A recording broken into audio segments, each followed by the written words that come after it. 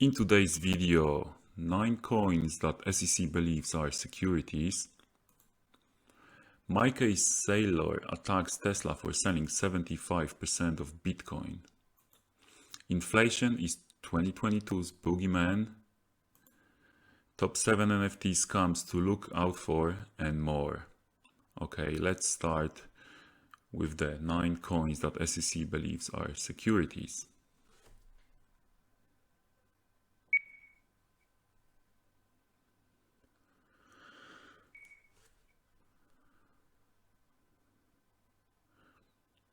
At least 9 digital assets listed on Coinbase are securities, according to the US Securities and Exchange Commission. Allegation comes after former Coinbase employee was charged with the insider trading on cryptocurrencies. Ishan Wahi allegedly tipped off 2 men when coins were about to be listed, allowing them to collectively gain about 1.5 million. Now the SEC alleges that AMP, Derivadex, DFX Finance, LCX Chromatica, Power Ledger, Rally Government Token, and XYO are all securities. The agency explained that these altcoins contain the hallmark of the definition of a security, and that's because those issuing these coins have asserted they are valuable investments. Efforts are being made to increase their value, and each asset can be traded on a secondary market. There has been a long-running debate as to whether some cryptocurrencies should be actually treated as securities. So what's your stand on this? Please let me know in the comments below. Do you believe some or most or all unknown cryptocurrencies should be treated as securities? In a separate statement to the one filed by the US Department of Justice, the director of the SEC's Divisions of Enforcement, Gubir S. Grewal, said, direct quote, "We are not concerned with labels, but rather the economic realities of an offering. In this case, those realities affirm that a number of crypto assets at issue were securities, and, as alleged, the defendants engaged in typical insider trading ahead of their listing on Coinbase. Rest assured, we'll continue to ensure a level playing field for investors regardless of the label placed on the securities involved." So what do you think about that? In my opinion, SEC is trying really hard to make sure the whole cryptocurrency asset market falls under their own wing, so they have more power, more influence, and they're gonna do whatever it takes to take control over that. So Coinbase reacts to all of those allegations. So no assets listed on our platforms are securities, and the SEC charges are an unfortunate distraction from today's appropriate law enforcement and action. So what do you think about that? Why do you think SEC is focusing so much on this kind of stuff rather than be chasing Voyager, Terra Luna, Luna UST? I don't know. Okay, let's keep moving. Michael Saylor attacks Tesla for selling 75% of Bitcoin. Michael Saylor has lashed out at Tesla for selling 75% of its Bitcoin. The MicroStrategy CEO has long been one of the most bullish voices in the crypto space. His company now owns approximately 130,000 BTC and has vowed to hodl through adversity despite the value of this crypto falling by billions of dollars in recent months, indicating he's pretty exasperated about Elon Musk's decision to unlock liquidity for Tesla by offering its crypto investment.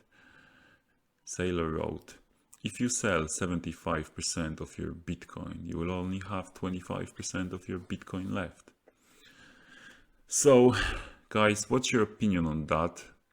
Was that a good move by Tesla, a bad move by Tesla? You know, I think they sold around 30,000 Bitcoin, which, look, in my opinion, was a good move. You know, I think they can show liquidity on their books, and now they can buy more Bitcoin at cheaper price.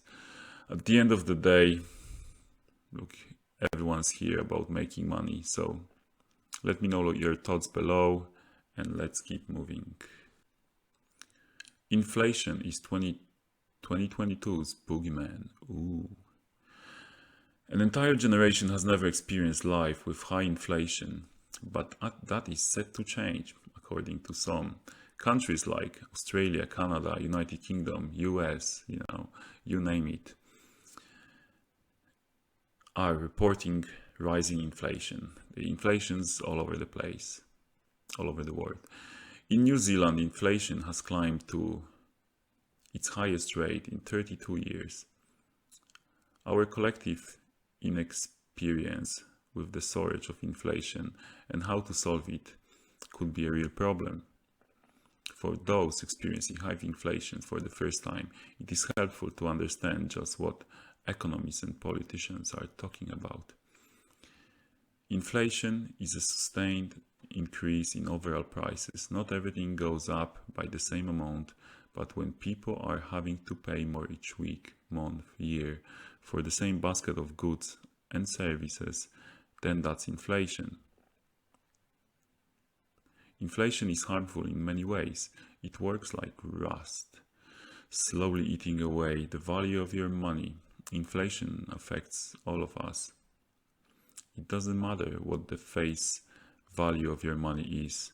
What matters is the quantity of goods and services you can buy with it. One easy way to understand inflation is to look out for what you can buy with your money. So suppose at the start of the year with your $100 note, you can buy 20 cups of coffee. However, inflation pushes coffee from $5 per cup to $6 per cup. And by the end of the year, your same $100 only buys you 16 cups. And that's basically inflation. So how are you guys coping with inflation? How bad is inflation in your country, your place that you live in? If you have any tips, please let us know in the comments below. To know how to understand, not to be scammed when dealing with NFTs. Okay, so let's start with phishing scam. To purchase an Ethereum based NFT, you will need a crypto wallet that supports ERC-721 standard. Like MetaMask is arguably one of the most popular wallets for NFT creators and collectors. However, MetaMask's wallets have been and still are targeted, because they're so popular, by phishing scams involving fake ads, apps and websites that ask wallets for their private keys or recovery phrases. Malicious actors use then this information to drain your crypto wallet of all of its assets. You can avoid this scam by remembering that you only need your seed phrase to back up your recovery wallet. Never share your recovery phrase or private keys with anyone. Please remember, guys. So the second way basically scammers scam you are fake NFT airdrops. So scammers create malicious NFT projects, websites that promise free NFTs giveaways. Why some NFTs giveaways are genuine, a large number of them are scams. So when buying any NFTs, please make sure you buy them from legit places, okay, like OpenSea, Rallyball or Crypto.com, and always verify those projects as well, and the people behind the projects. The next one is pump and dump schemes. So NFT scammers use pump and dump schemes to artificially drive up the price of their NFT collection by make bank. They execute this by making several bids within a short period to build hype around the NFT drop. Once prices have risen to a certain level, the scammers cash out and leave clueless buyers with NFTs they grossly overpaid for. So you can avoid this scam by reviewing the transaction history and wallet records. So always look at the transaction history. If something was, purchased for $20 and now someone's asking, 100,000 for it, it's probably not a good idea to buy. And always look for similar items from the same artist or something like that. Bidding scams. It's another very much the same. Bidding scams typically occurs in the secondary market when you try to resell your NFTs to the highest bidder. Once you list your NFT and an interested buyer places a highest bid, scammers may switch the cryptocurrency used without telling you. This way, you end up receiving 10 USD instead of 10 ETH you agreed upon. So please always check all of the details of every transaction before finalizing it. And that comes when you buy, when you sell, when you trade, when you transfer. Please stay safe, guys. Remember, not your keys, not your coins or tokens. Okay, this is a great article there's a little bit more there. I'm not going to go through all of those ways people can scam you. This is an article from cryptonews.com. And just the last one, but not least, reminder, and that's from Twitter, Watcher Guru. Fun fact, if you invest $1,000 in Bitcoin 10 years ago, now you would have almost 3.5 million. Okay, and that's something to remember, especially during the dark times like this. Okay, do a proper research once you believe in your project. That's my opinion, that's not the financial advice. Buy your tokens, buy your coins, and wait, and be patient, and just enjoy your life.